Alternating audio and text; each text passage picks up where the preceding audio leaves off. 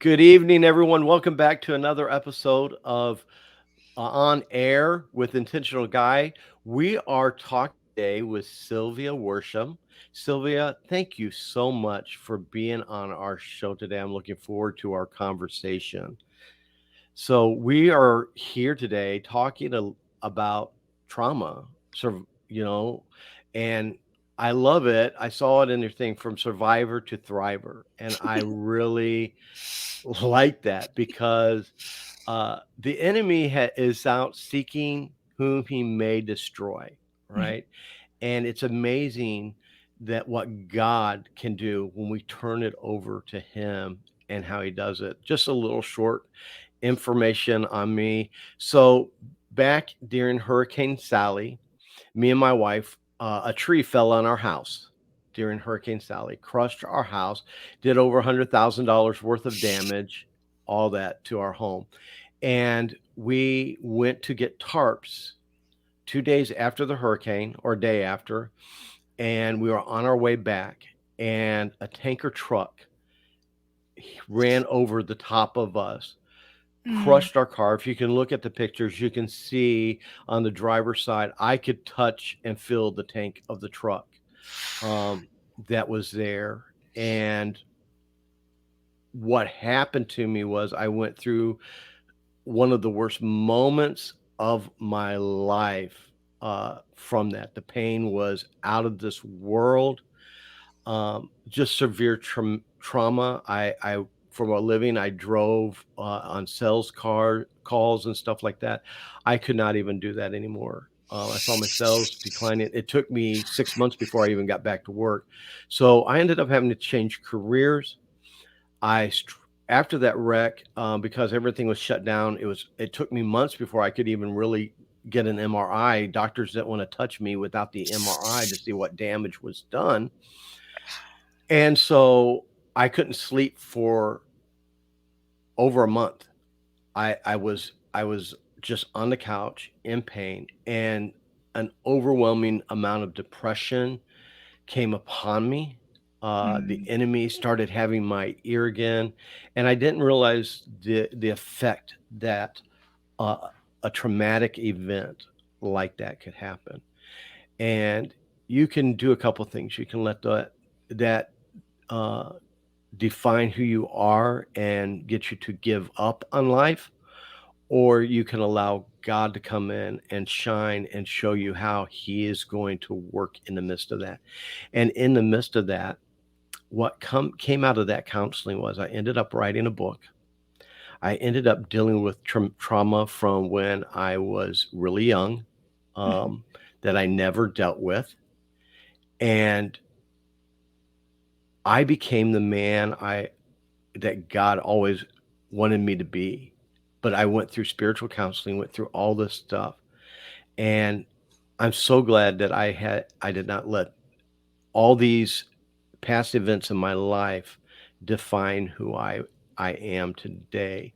And it would have been easy to do that. So I tell you that, putting that up there, because I know there's a lot of people.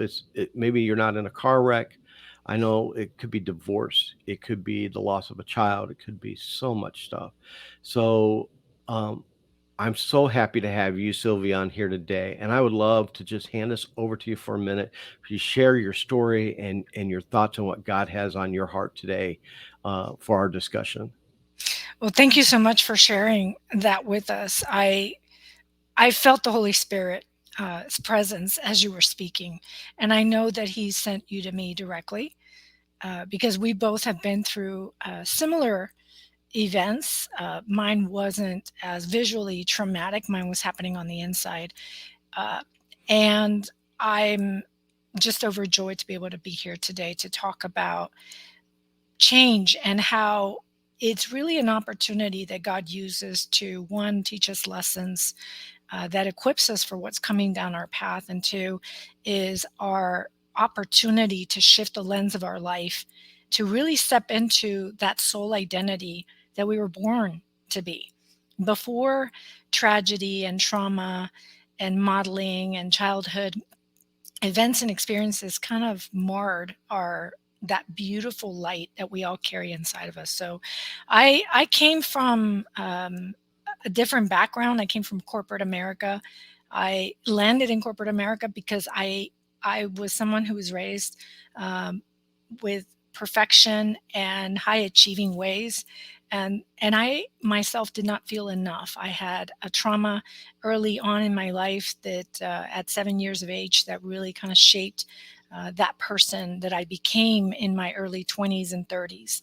And it wasn't until I got a divorce, I was a single mom, and I started dating my second husband, that awakening occurred, that kind of made that shift from living a life of survival, of fear, of ego driven choices, to the life that I live today. And I kind of faced a firing squad of 6 doctors in my hospital room. I had been admitted during Easter weekend, of all weekends. Good Friday, I was Mm. admitted to St. Luke's Episcopal Hospital in Houston, Texas, with multiple pulmonary embolisms. And for those that don't know what a pulmonary embolism is, it's basically your blood clots and it travels to your lungs, and it could block your heart, it could travel to your brain, and you can have a stroke or a heart attack. So I had multiple. I was fully infiltrated by them. And on the early morning hours of Good Friday is when I received my first miracle. I was in a hotel room. We were going to be traveling to Louisiana for Easter weekend with my boyfriend and my son. And I mean, he was little. My little boy was little. And in the middle of the night, I had like what resembled a heart attack, this horrible Mm. pain that jolted me out of bed. And it was like 50 knives were piercing my chest every time I took a breath. And I felt a prompting from God very strongly. It came through and said, lean forward and you'll be able to breathe. And I leaned forward. And that's the first miracle I received, because the very next day, when they do a scan of my lungs and they see the problem, a doctor comes into my ER and says, I am truly shocked you're sitting up talking to me right now. You should be dead. Those Mm. pulmonary embolisms, Wow. that pain that you felt, those were the blood clots going through your heart, and they were so large. I'm surprised they didn't stop your heart. You have a massive heart attack. And I'm sitting there at 37 years old, kind of like, wow, how is this happening? Right. And I have my little boy outside with my boyfriend, who he's only seen like twice before in his life.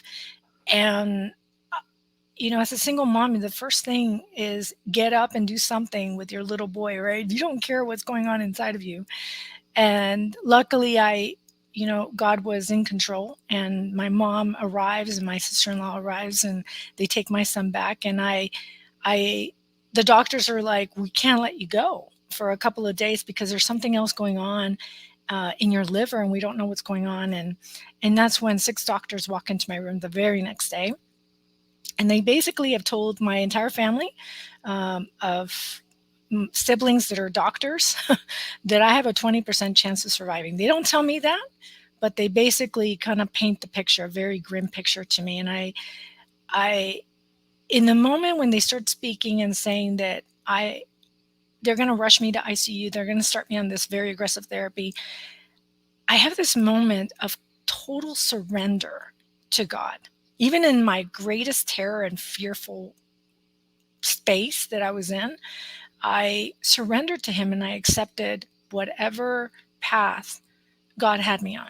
I knew that God had my back, and I trusted Him fully to take the reins of my life and use my choices to kind of guide me. And the very next day, a woman with the Catholic diocese walked into my ICU room.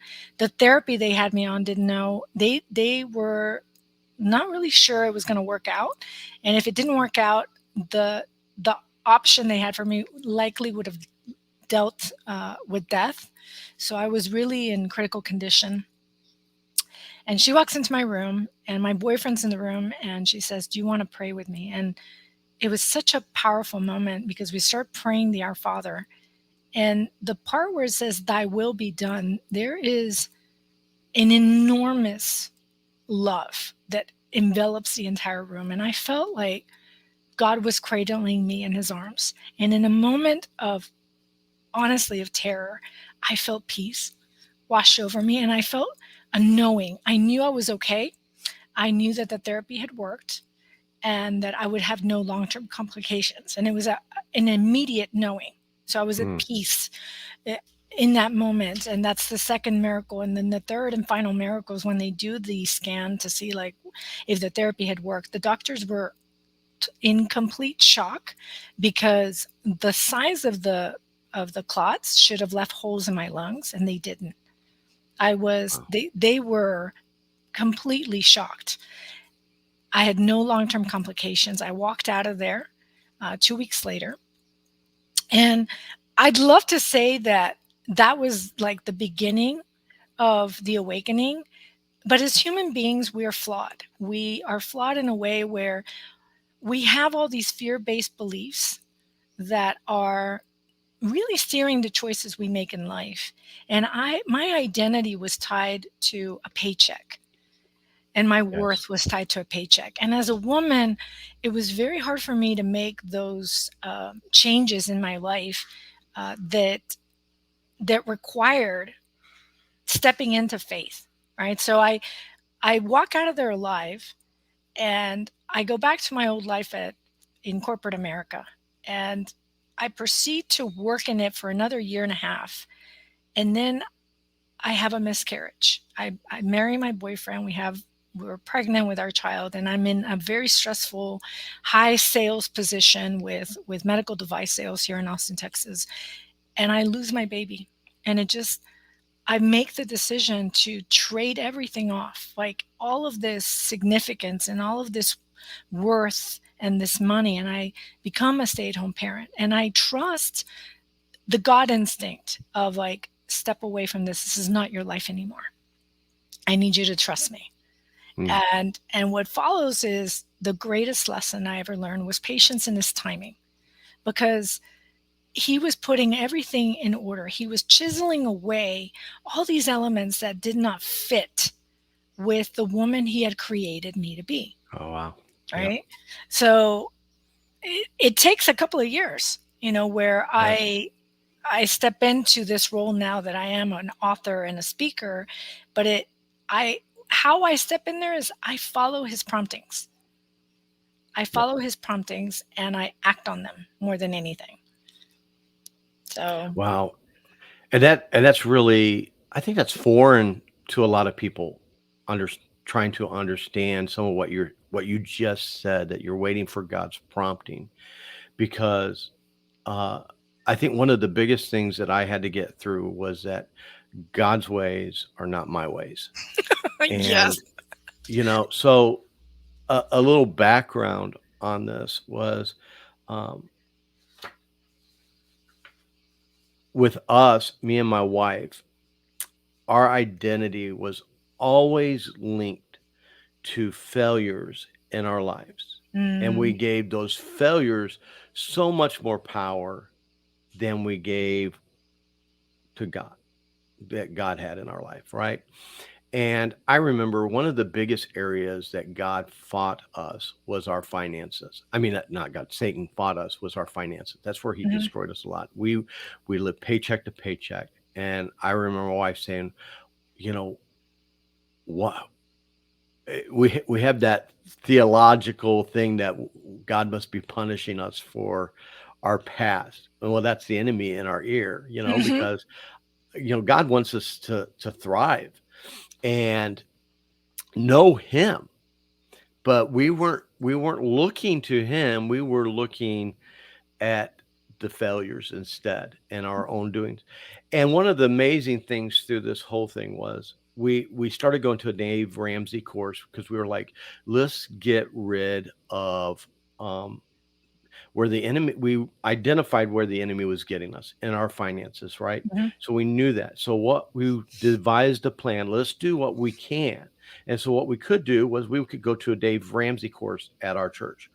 I'm going to tell you, I was so defeated when I did that course. Okay. Because the first thing he said was, one of the things we want you to do is have $1,000 in your savings account. $1,000 to us was like $100,000 to us. mhm. We're not even knowing where our electric bill is going to be paid, and we were so overwhelmed. But I'm going to tell you honestly, the enemy had our ear way more than God had our ear. Mhm. We ended up going through the Dave Ramsey course a year later again. And I remember we had this moment in our life where we said, God, we don't know how you're going to do this, but we're going to surrender to you. Now, this is Mhm. before the wreck and everything. We're like, we're going to surrender to you. Mhm. Now, if I knew what God's ways were, I would have probably said, no, thank you.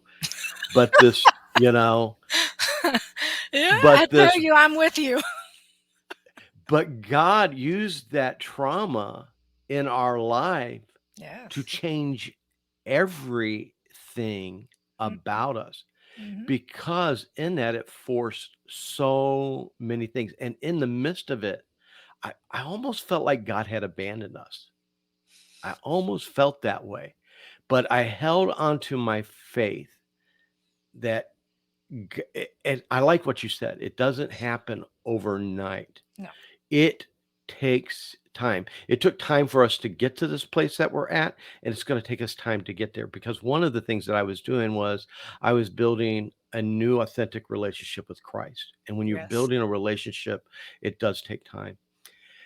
But today I'm sitting here after the wreck, and I give all the glory to God, because Yes. God used that wreck. Now, we're not rich by any means or anything, but God used that wreck to give us a settlement that paid all our bills It's and interesting how gave that us, happens, right? isn't it? And now, if you would have told me God's going to put you through this major wreck and this is how I'm going to do that, we would have been like, no, I think we're good. We're good, God, you know? But, and I'm not saying that God uses that all the time that way to do it, but we have to be surrendered to who God is. And sometimes we see these traumatic events as punishment or something else, but it's also, I see it where God is forging us, because it also forced me when I was younger. I was sexually molested as a child, Oh, I'm sorry. but I was never able to deal with that. Never able, never done. My family never knew about it, but it was in the midst of that counseling. God said, I'm not just going to heal you Mhm. here, Mike. I'm about to, I'm about to heal, I'm make you whole. Yes. And um, I had been on a 15 years of trying to of finding redemption through a failure of mine. And it was in this that God did that for me. And I tell you all that because now today we're thriving, and not just me, just because I was obedient and Yes. I did what God wanted me to do and I followed it no matter how hard, it trickled over into my family.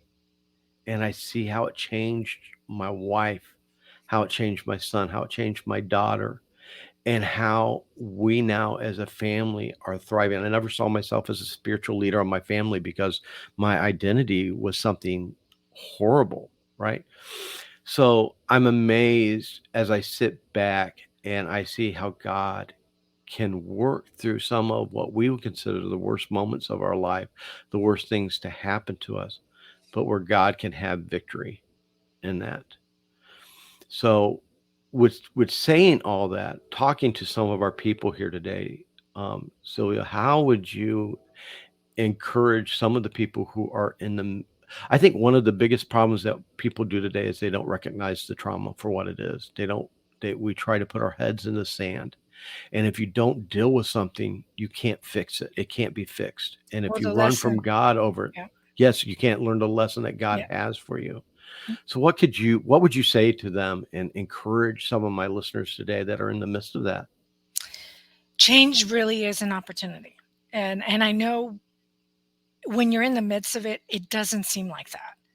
It seems like life is happening to you, not in your favor. And that's a different mindset shift that comes with time.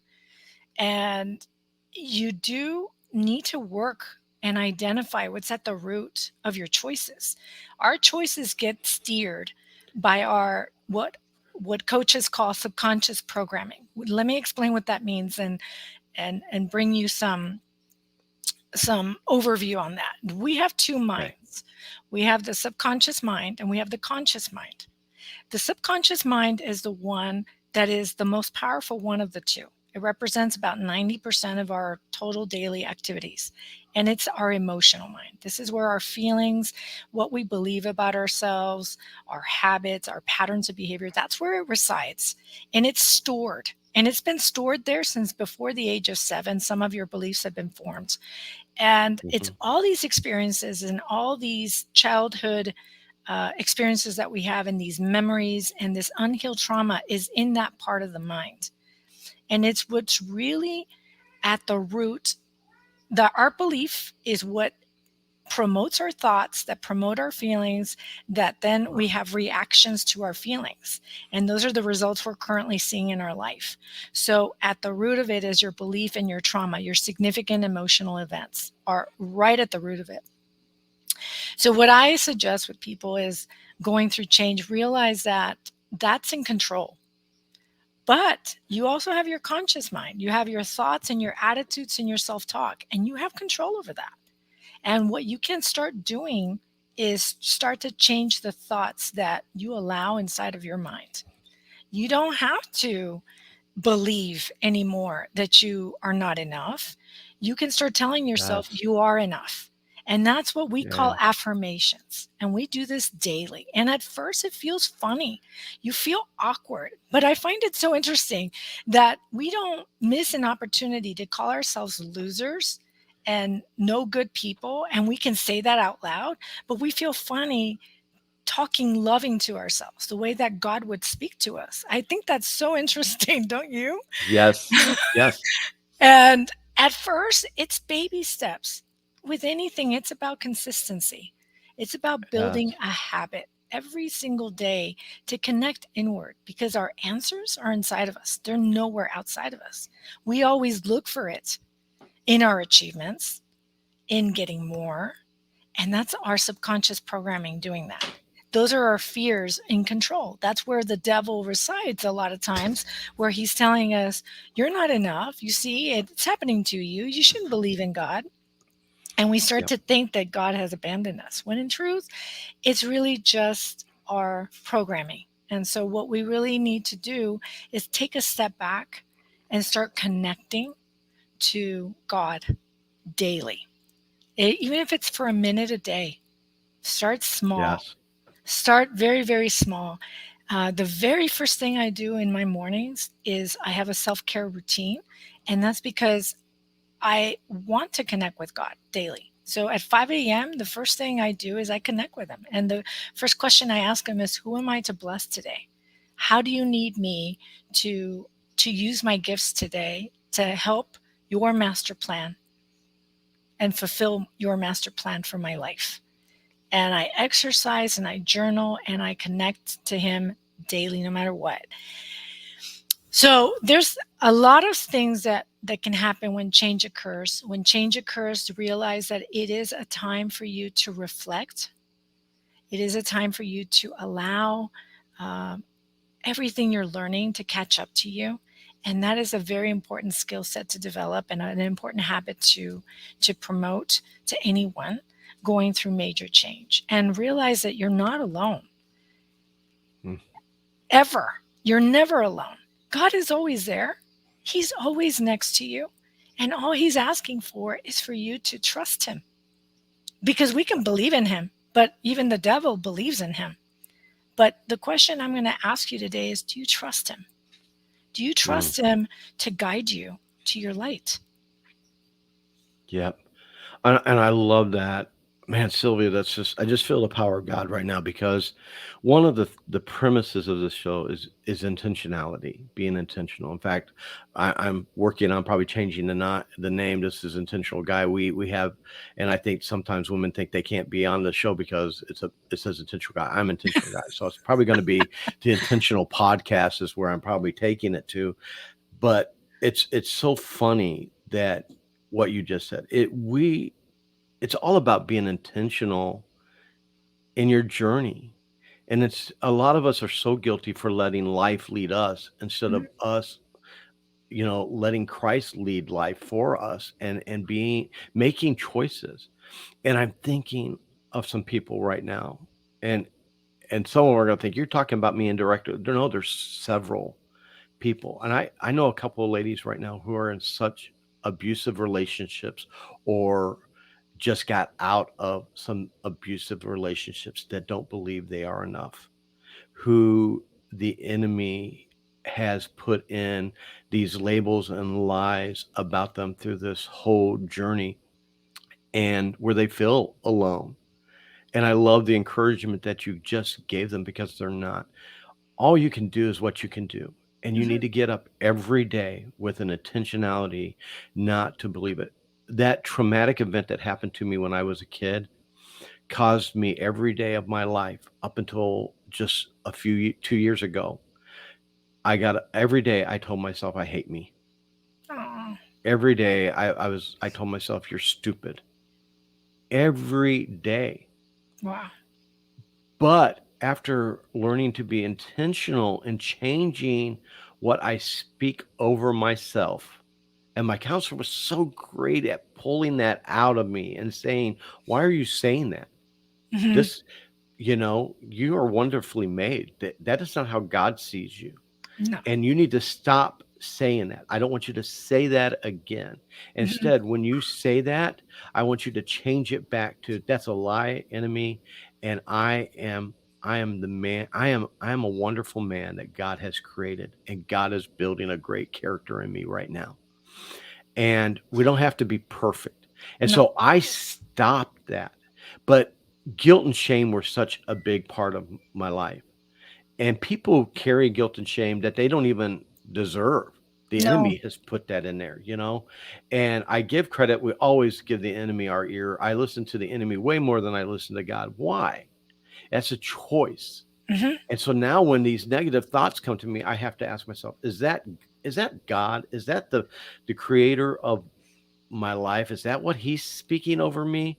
Or is that what the enemy's speaking over me? And let me tell you, it's hard to train your mind to do that. It's taking about a couple years to get to that point where I can do that. So it doesn't happen overnight, but I had to start somewhere. Yeah, and it's every day.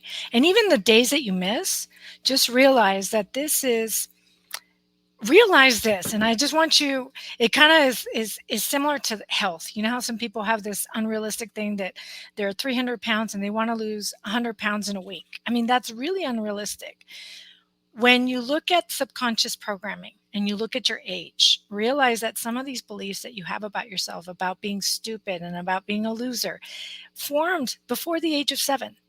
Now, I'm Yes. 48 years old and I don't have a problem sharing my age on air, as I have no issues there. But realize how many years of programming did it take until you broke that habit? Right. You have to give yourself a little bit of grace when you do Yes. fall off the wagon, and it will happen because we are flawed. We are not perfect. He's perfect. We're not. So, what would he do for us? He gives us grace. And so we take a step back and say, okay, look at all the days you did tell yourself you were amazing and a God's masterpiece. Focus Yeah. on that.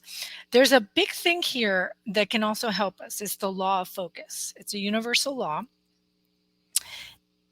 What we focus on, we find. What we focus on grows. What we focus on seems real. And ultimately, what we focus on, we become.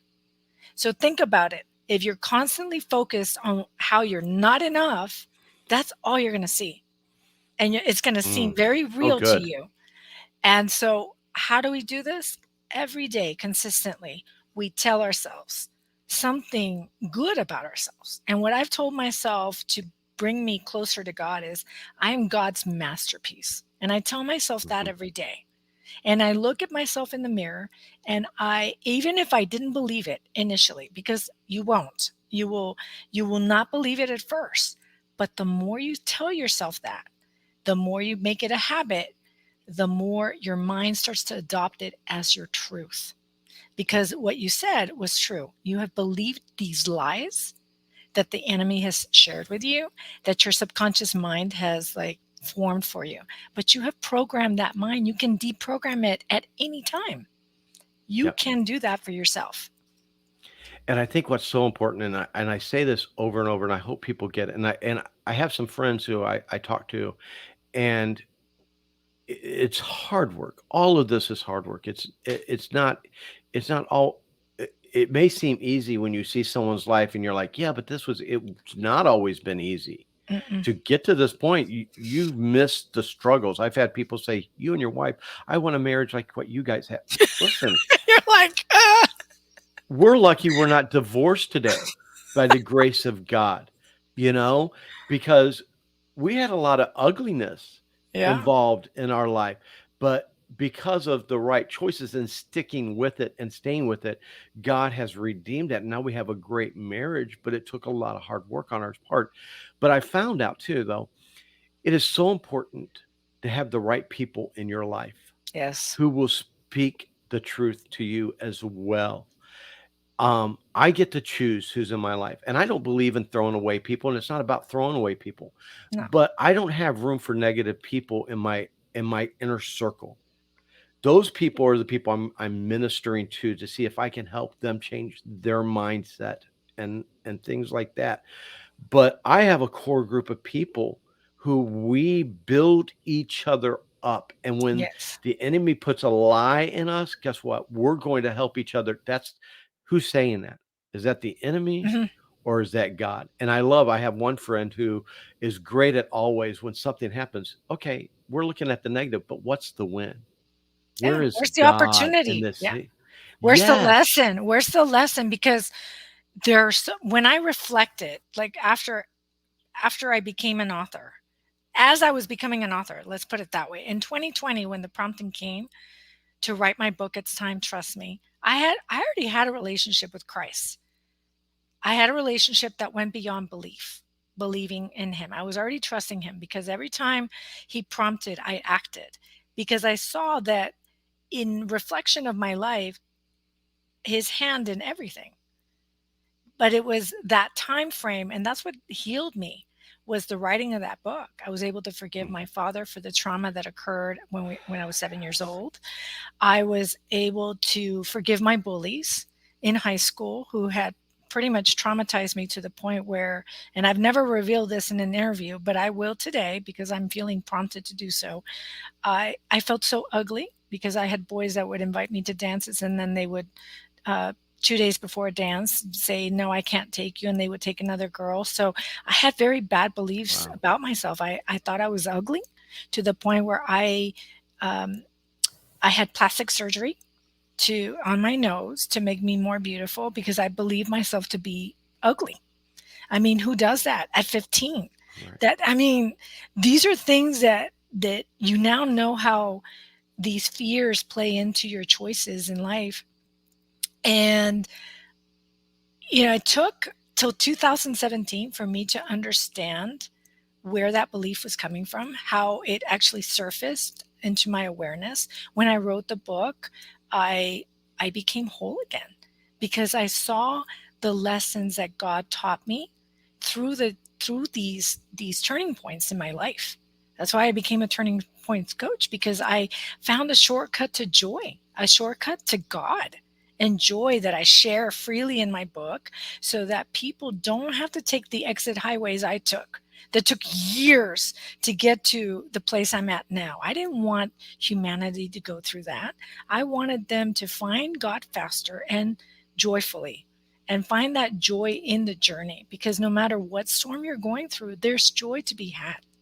That's right. We just miss it because we are so caught up in our fears, in Yeah.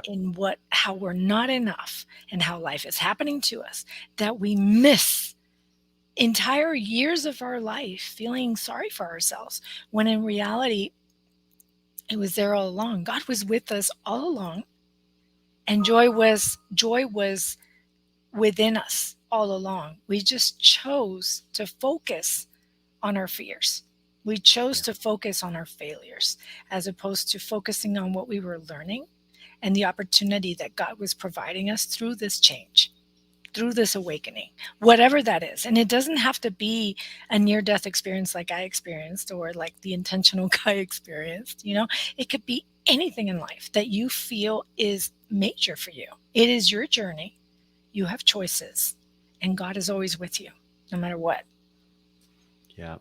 Wow. And you're so right. Fear. I see so many people who are guided and live life in the lens of fear, and God has not created us for that. No. And I hope today, as people are listening to this conversation, that they can glean joy from this and realize that there God wants you to have joy. And if you're sitting here and you're listening to it, you don't have joy in your life, what can you do right now to change that? And it's to make a decision to seek joy out. It is that simple. And to say, I I crack up because I was never this person before. And if people see me on the road driving, they probably think I'm crazy, or if you're in the other room and hear me. But I rebuke the enemy now. When the enemy comes at my with these thoughts, I'm like, I call him out and I tell him to Mhm. leave.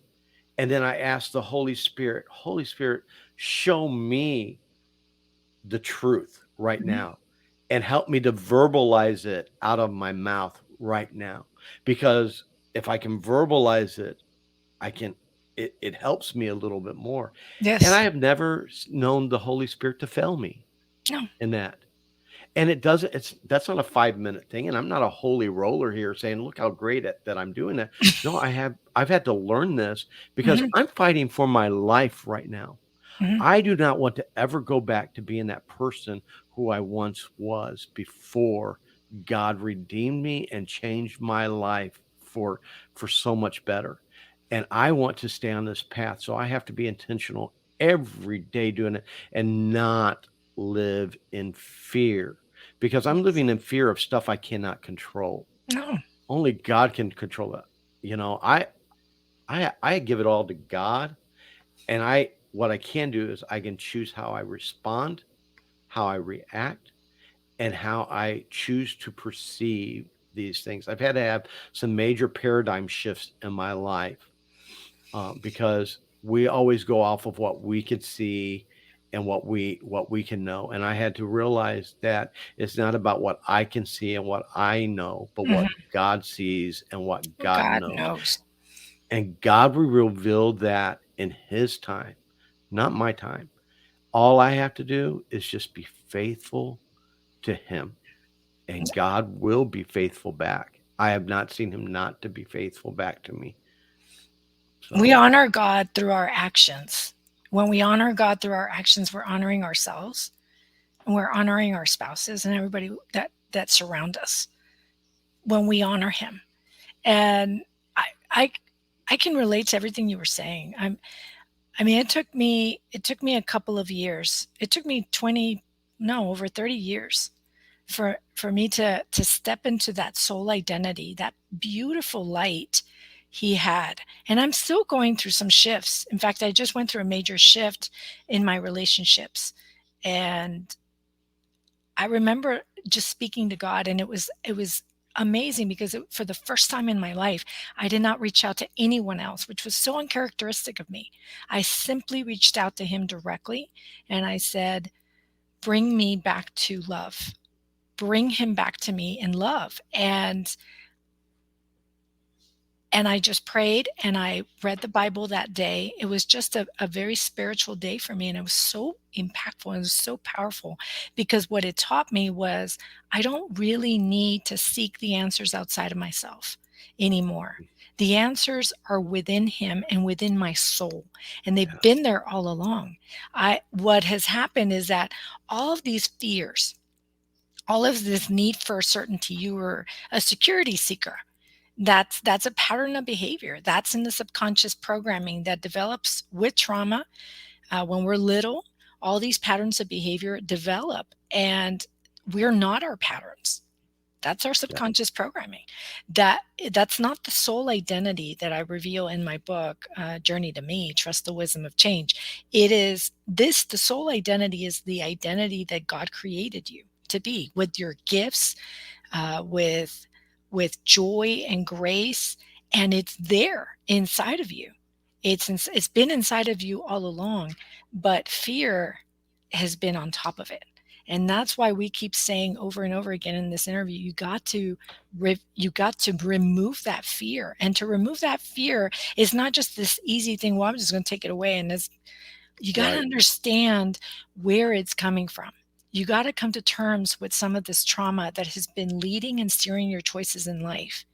Uproot it completely and start from there, and start making some of these new habits your new identity. And one of the ways that you can do that, if you'll allow me to say this, is to really create a vision for the life that you want. Hmm. And we see images every day in our life. We see it everywhere on our phones. We hear it. The music that we listen to, all of it. We want to give our minds new direction. And your divine soul purpose has been there all along. You felt these pulls.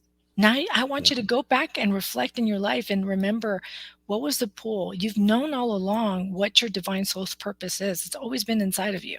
For me, it was always about writing, but I was too scared. I was afraid of failure. And for 13 years, I ignored his prompting to write the book. And when 2020 came, it was like, no, it's time for you to write this thing. You need to write this thing because I know what's coming and the choices that other people are making. And I need you're equipped now. You've been equipped by me through all the experience you've been through. You need to help others get a shortcut to joy, because there's going to be too many people out there thinking their life isn't worthless, and my master plan is going to fall apart. I need Yeah. I need your help. And so that's when writing this book and sharing all these things that I learned through my own journey to help others it was such a big pull for me to do. And once I did it, oh my gosh, it was like I finally saw myself the way he saw me. And there Mhm. was no turning back, because that was the last lesson I learned in chapter 15, was the lesson of self-love. Mhm. Self-love was a foreign concept to me. I don't know about you, but I didn't understand Yes. it until I wrote my book and I saw God's hand in my life in everything he did for me, not to me, for me. And once I saw that, once I saw myself the way he saw me, this perfect being created in his image, there was no turning back. There was no way I could go back to that old identity of not being enough, of being a perfectionist, needing to achieve, to feel worthy. That person was gone. And Mm. what replaced her was someone that now looks at significance and kind of like, I, I give myself significance. I don't need my achievements to give me significance. I have significance. Right. I'm his child. I am his Right. child with gifts that I'm now giving to serve others, to love him Yeah. and serve others. Yeah. Wow. Listen, Sylvia, that I you're just so dead on point to what I feel like people are going to want to not want, need to hear today. And I want to kind of segue away a little bit here to this part now. Um, your book. Tell us a little bit about your book, and are you a life coach as well? Yes, I'm a life coach. I call myself a turning points coach because I share a blueprint in the book that takes you from a turning point all the way to your soul identity, so you can identify with that person that God created you to be. And I do it. The book takes you down the path of from my childhood all the way through the pandemic, and somewhere in between. I There were chapters I didn't want to write. And he Yes. kept prompting me, and he's like, you're not skipping over these chapters. And now I understand why, because those were the chapters I needed to write to bring me to this space where significance is found within me, because that was such a big piece of my old identity through my achievements, that I take you on this journey of how these beliefs get formed, and how you can actually start switching that around, switching that dialogue around, and not allowing change to keep you stuck, but rather to use it to transition and transform from these traumas into this space of, this is an opportunity for you to shift your lens of your life, to go from surviving, simply surviving, which is where fear thrives, to being a thriver in life. And the blueprint is basically turning points. What is your subconscious mind doing? What is your conscious mind doing? Who's surrounding you? And where's God in all of this? Because it's a very faith based book. It's very spiritual in the sense that the three main lessons that I share in the book are: when change happens, turn to God, for He will guide you to your light, and listen to His promptings because they're always there. He will place a desire in your heart as you're going through change to guide you to exactly where you want to go, where you've been desiring to go, but didn't know where to start. He's going to give you that blueprint, but you've got to have faith. You've got to have faith and trust in Him. And I kind of guide you on how to trust those instincts that he will, those God instincts, because they show up a lot, and how to really decipher, like understand, is it just a thought that your fear-based subconscious mind is kind of throwing at you, or is it truly an instinct, a God instinct, where he's guiding you towards your soul? So the book kind of gives you a blueprint on how to use change to thrive at life. Wow. Great. I am someone who I could tell you before I was 50, I read maybe 5 books in my life. Um, God used my trauma, my event. I ended up writing a book. I'm like, God, I'm not an author. He's like, no, I'm an author. And so we wrote my book, but I have read now in the last 2, I don't know. I don't even know how many books I've read. 50 books in the last year. And That's I'm awesome. really realizing how important books are, what great resources they are. So I'm going to make sure that we put a link in here for that. But I also want to transition to the what did you call yourself? Not a life coach, but a Turning points coach. coach. I want to also gear that because I know there are some people listening, just facts, that are living in fear, and sometimes we can't afford a counselor, we can't get that time right, and things like this. And I would like for my listeners to consider that, because, and especially some of you who are going through some of what we just talked about, you can relate to some of what we talked about, and you're living in that fear, your identity is somewhere else. I want to put your link in that. I want to gear Sure. them towards that, and I want you guys to think about that, because that is something that would be probably more doable for you, uh, and you know, something you can do from the privacy of your home, but also where you are, you have someone that you've just listened to, that you can have great faith knowing that God has ordained this moment for you to hear this message today.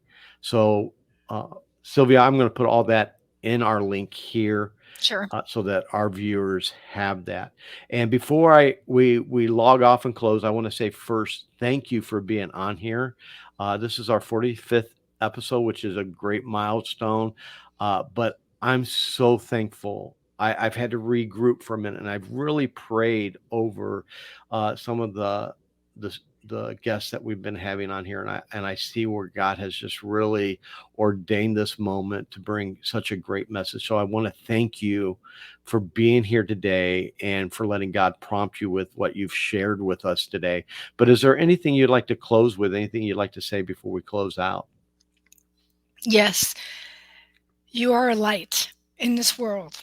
Whoever's listening, you have such gifts, such beautiful gifts. Please turn to Him if you find yourself at a moment in time where you're confused, you're doubtful, your fears are controlling your choices. He's right there.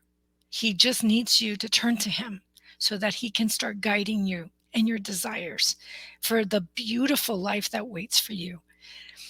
There's so much that you can do for this world. You are amazingly talented. You are a bright, shining light. Please know that. And that's all I have to share with you guys today. Thank you so much for tuning in today. Thank you, Sylvia. I can't add anything to that. So we're going to sign off with that. To my listeners, until next time, I just ask you to keep being intentional. You guys, joy sharing this with you today. Thank you.